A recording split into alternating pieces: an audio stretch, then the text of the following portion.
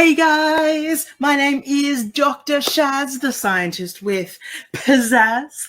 It's coming from you live from Street Science HQ to your bedrooms, to your lounge rooms, wherever you guys are, all over Australia for Street Science's virtual classroom. Now, today we are going to be learning about blood. But before we get there, a couple of housekeeping things. Of course, our chat room today has been disabled, but that's okay. If you have any questions you want to ask, just jump onto our Facebook page, find today's post, and ask your questions there. Myself and my special guest will be able to answer any questions you have, hopefully. Now, today we are learning about blood, but before we get to there, I want to do a couple of birthday shout-outs. Happy birthday to Connor from yesterday. He turned 10. Happy birthday, buddy. And a happy birthday to Abby. Abby is turning 9 today. Happy birthday, sweetheart. Now, like I have alluded to already, today we have a very special guest. Now, the reason we have this special guest is because I am a doctor of science. I am not a doctor of medicine, not at all. In fact, I'm scared of blood. If you come over to me, if you see me in person, and show me a weird cut on your hand, a bruise, a rash, there is a very good chance that I will faint. I will fall over, I will bump my head, and you will need to call me an actual science doctor. So I am not a medical doctor.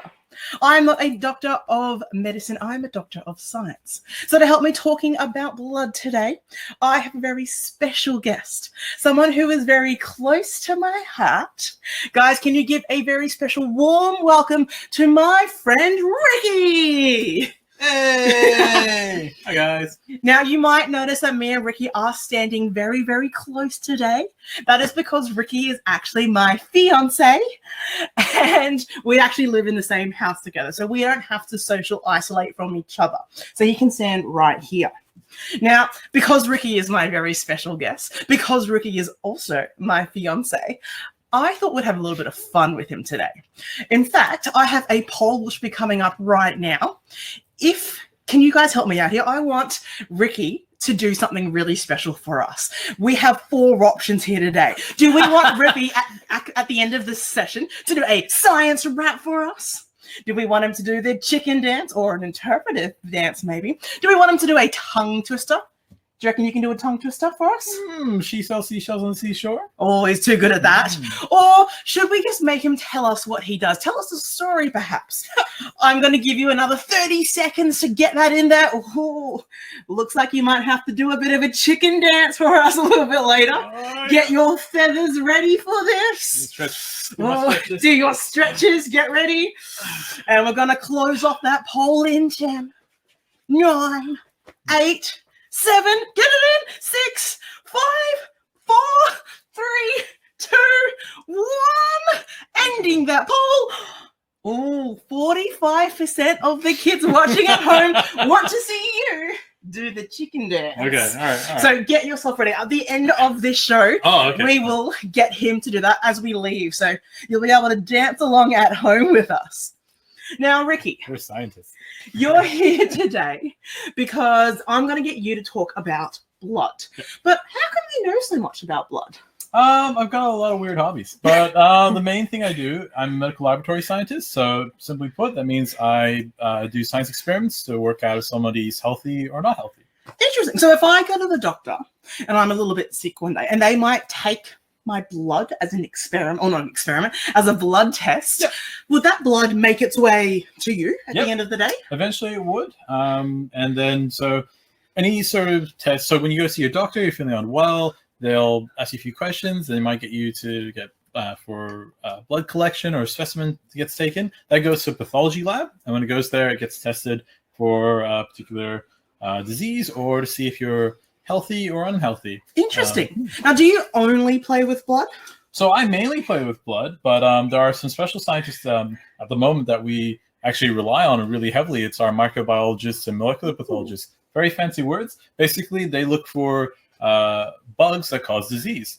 And so there are viruses around, as everyone knows, but there's also bacteria that we wash our hands to get rid of.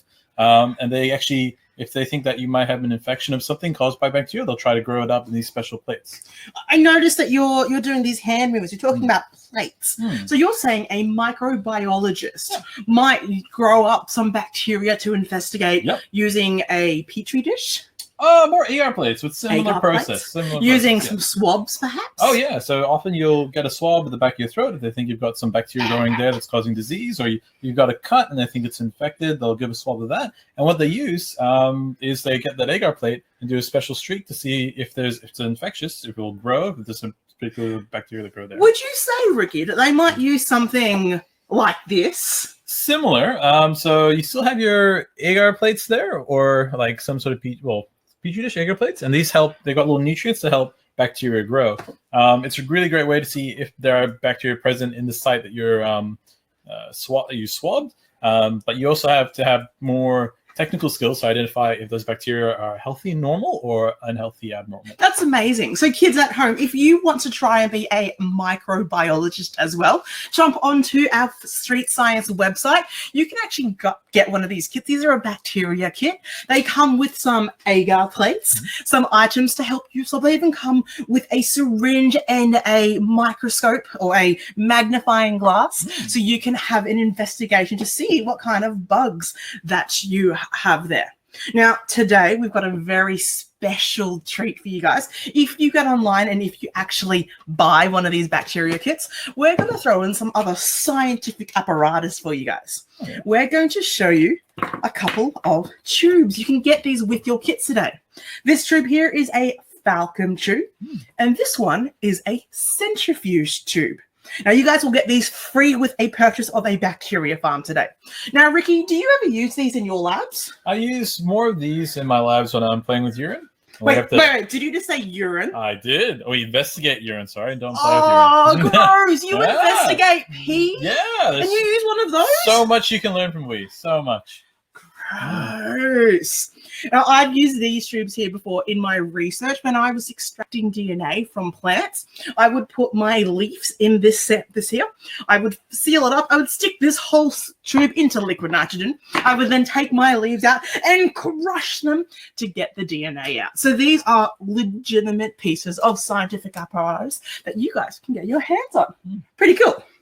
Now, when you're not in your lab growing bacteria, what are you doing?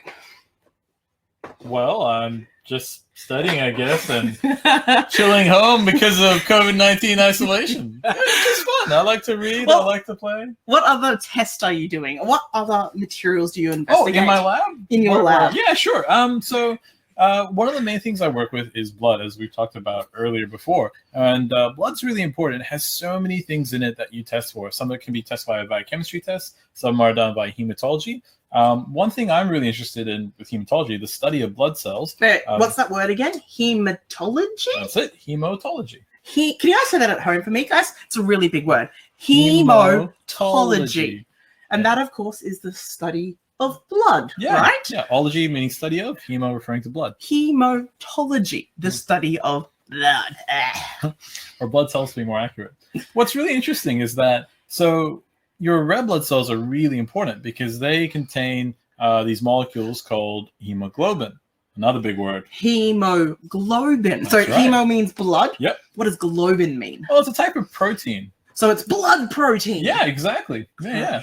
But what makes this really important is that with the hemoglobin, they have these little molecules of iron. And the iron is really important because as the red cells carrying the hemoglobin go to your lungs and you breathe in air from outside, the oxygen that you breathe in binds to those little molecules of iron in the red cells, and it travels to your muscles, to your brain, to your heart, and it gives off that oxygen so your muscles can work. Hang on. So the hemoglobin in your blood attracts the oxygen, which comes from your lungs. Can you guys all breathe in for me?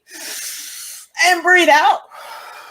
So as you are breathing, oxygen is being extracted from the air around us. The hemoglobin is attaching that oxygen into the blood. The blood is then traveling all over your body, and it's making your muscles nice and strong. Well, what's interesting though is that the hemoglobin, it works really well as long as it has that iron molecule. Without the iron, the oxygen can't bind to it. Hang on, I've heard of iron before. Iron can be found in these things. It sure can. Little nuts and bolts. So you're saying inside my body is a whole heap of nuts and bolts? Yeah, well, not quite, but I hope not. Depends on what's happened to you. Unless I was a robot, maybe. No, but what kind of iron is inside our body? Well, you have a lot of different forms of iron, but the main iron that oxygen binds to is in the hemoglobin, and it's actually in the middle of this thing called heme. Heme. So heme has iron in it. Yeah. Now, if I don't have enough iron, would I start falling apart?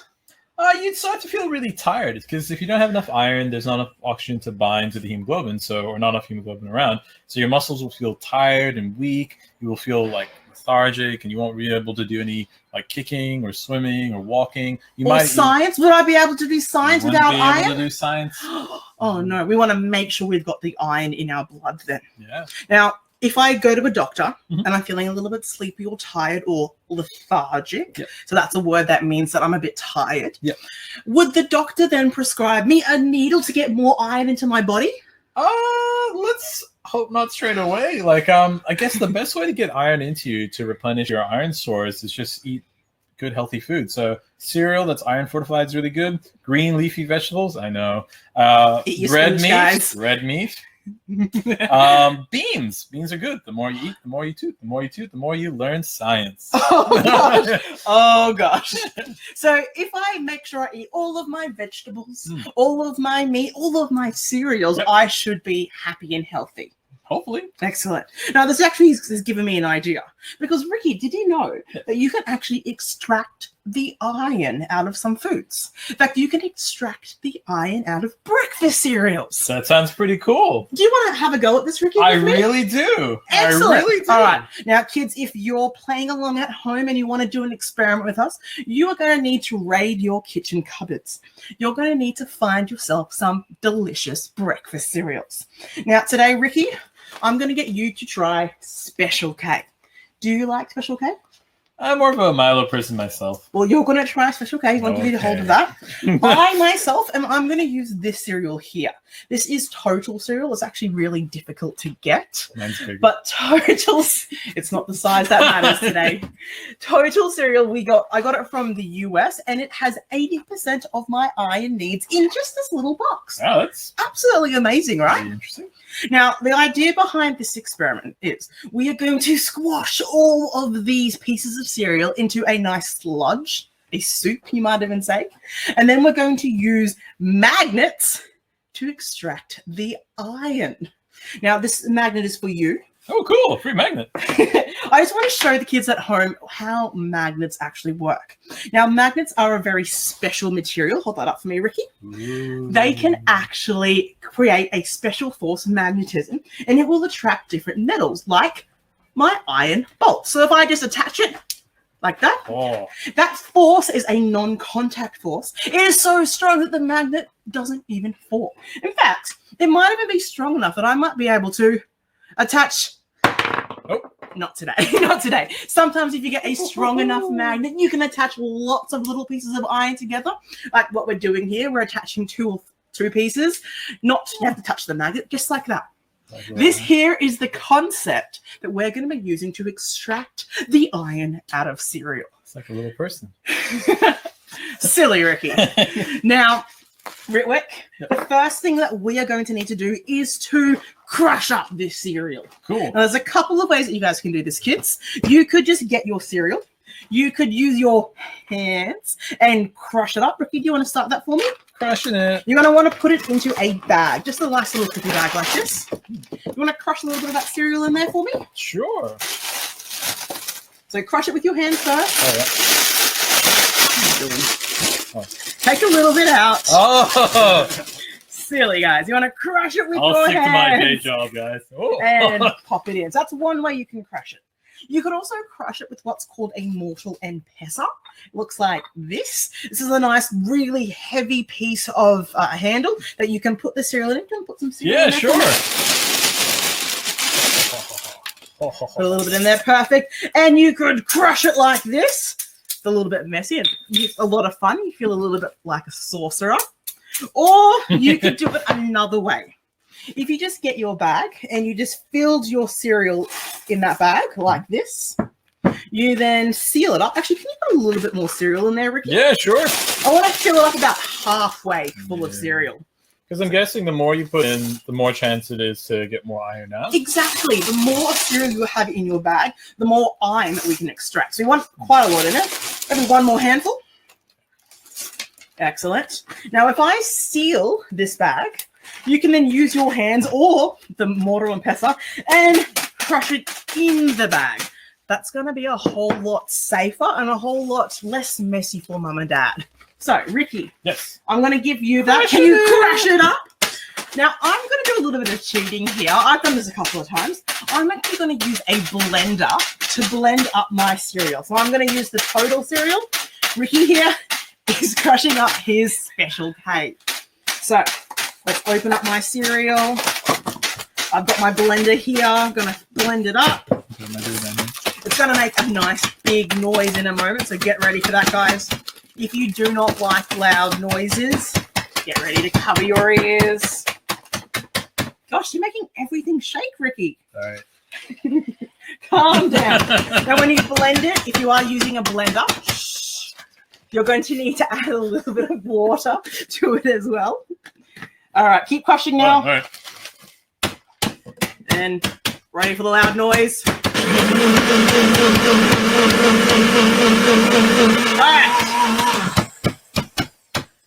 All right. So I have now blended my cereal. You can see I have, well, what kind of looks like vomit in my container here. Yep. Now, does yours look like vomit just yet? No. Not quite. Yours looks like breadcrumbs, doesn't it? It does. Now, to make his turn into vomit as well, we're going to add a little bit of water to it. So let's open that up. Add a bit of water to it. Now, again, we want to have quite a bit here so we can get more iron out. Seal that up nice and tight. Sew it up so the kids can see at home. Yep. Sealing, very important. Seal it real good. Now, we want to make sure that it doesn't tip out. So you want to very carefully check for me. Oh, safe. I'm glad that ended well. Now, we want to make sure all the iron is in solution. So, Ricky, you're now going to have to give it a little bit of a shake, shake, shake, shake, shake. Shake, shake, shake. Now, if you're worried Shake, shake, about it spilling, we science. can put it in another bag. Shake your science. Do you want to put it in another bag? Shake, shake. Yes, actually, because it is. Right, we'll just double bag it to make sure it stays safe.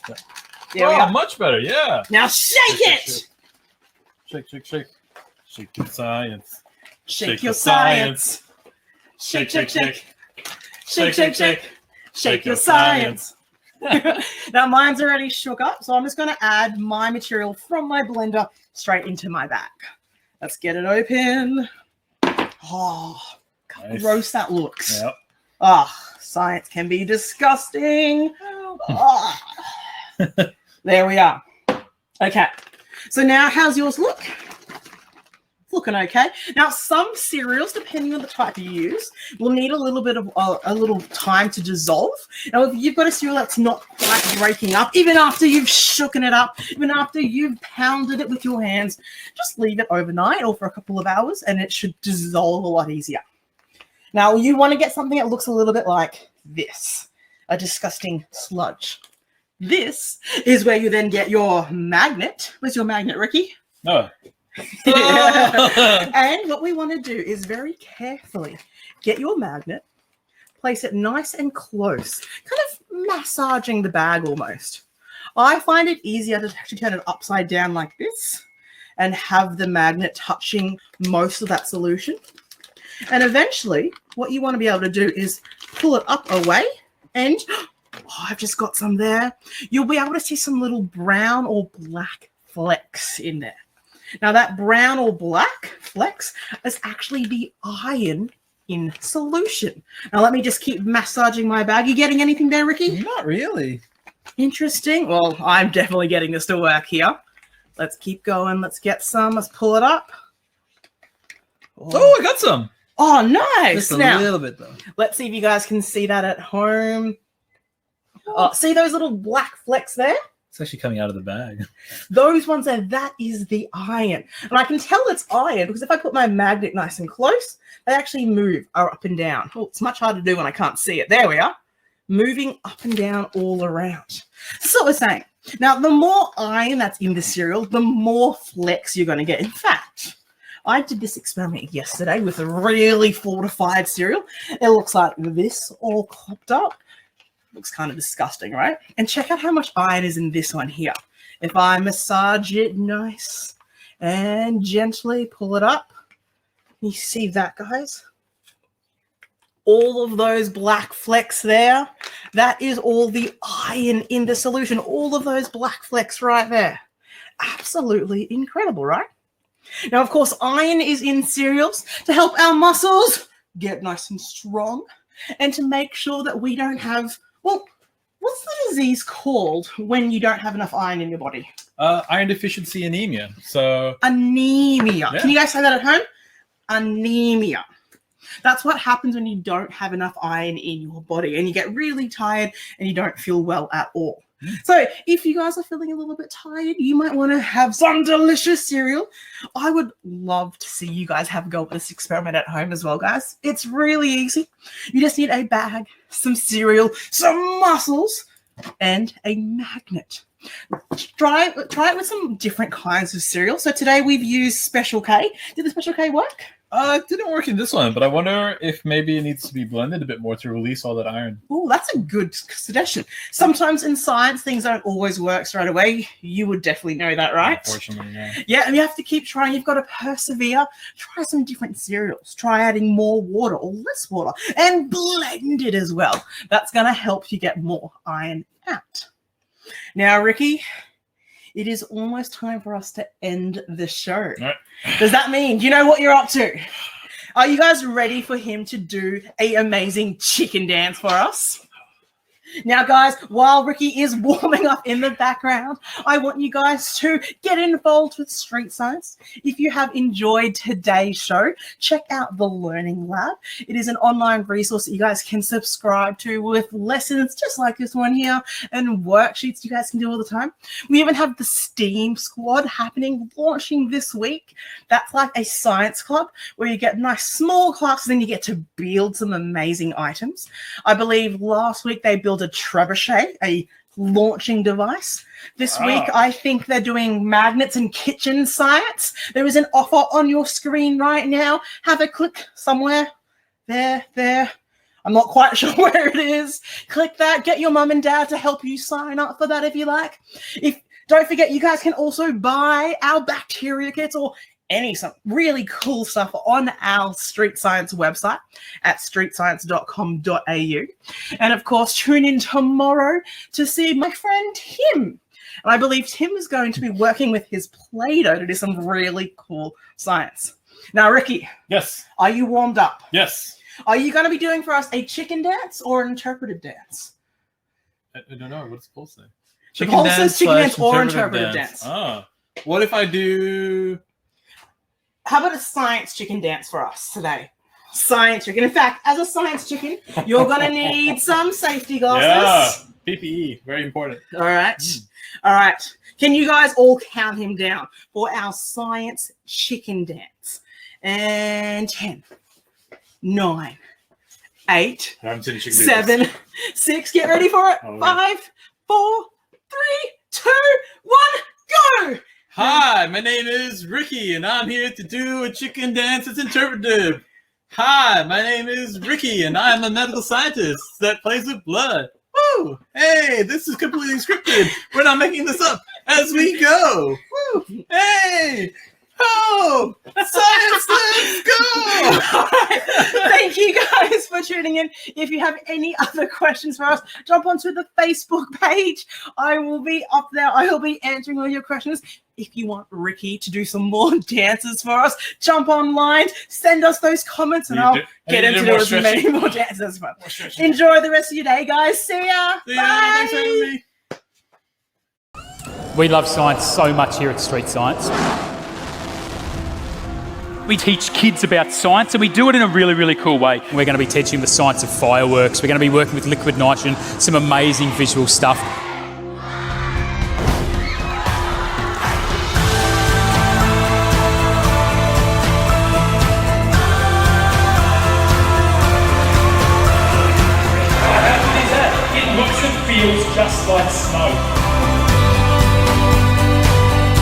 Let's ramp things up a little bit.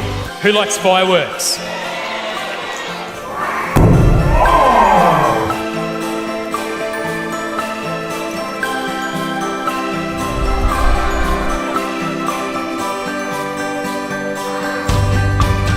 I'm going to try and shoot these cups off your head. Not by using magic or anything crazy, just by using science that we can't see.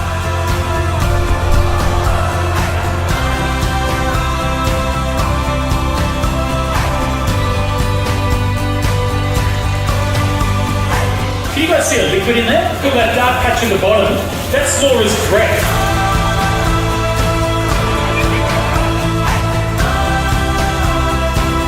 Can we sneak in one more quick demo?